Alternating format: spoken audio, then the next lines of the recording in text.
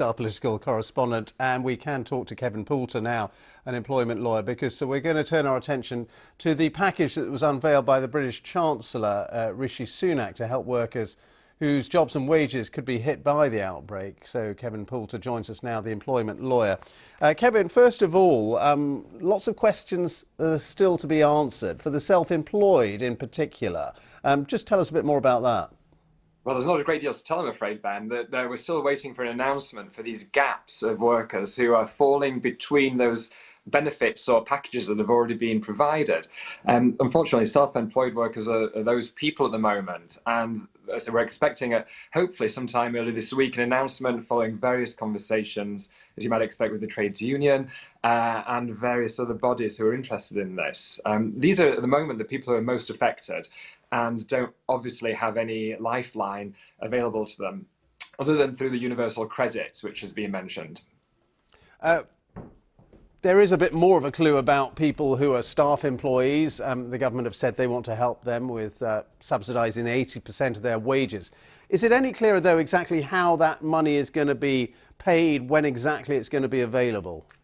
Well, that's a good question. There is a little bit more information, but not a great deal more. They're looking to get this set up within the next few weeks, and it will be run through HMRC. That these employees have to be furloughed. Now, this is a new phrase for many employment lawyers out there, in fact, all of us. It's not one that's recognised, and it means to put people who would otherwise be in work onto a period of really suspension, what people might have thought of as layoff previously, with a little L, and to say, well, look, we don't want you in work, we're going to have to write to you, but also agree with you about these provisions and look at how we're going to pay you and stay in touch with you through that period, but they will remain in employment. Of course, what we don't know is how long this will last for. The suggestion on Friday was almost, I think, by implication that this might be indefinite, but now further guidance has suggested we'll look for 3 months and then we'll review it after that. But for the short term, although it will be backdated to the 1st of March, we don't really know at the moment what this short-term impact will be, because wages are probably going to be due for most people at the end of this week. And without that support immediately available, there are some loans available, of course, which we'll find out more about hopefully on Monday, tomorrow. But that short-term impact will be potentially huge for many businesses already. And what about people who were laid off just before this announcement from the Chancellor of help?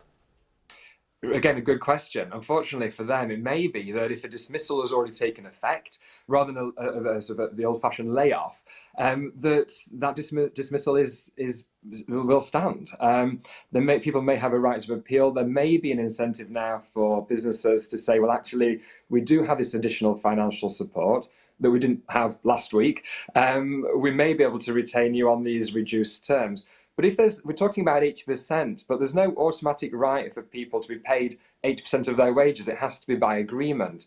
I think in the current climate, most people will agree to that, but it's still something that the employer has to take on board. And again, it could be weeks, if not a little bit longer, before we actually see the cash. Kevin, good to talk to you again. Kevin Poulter there, the employment lawyer, with the latest.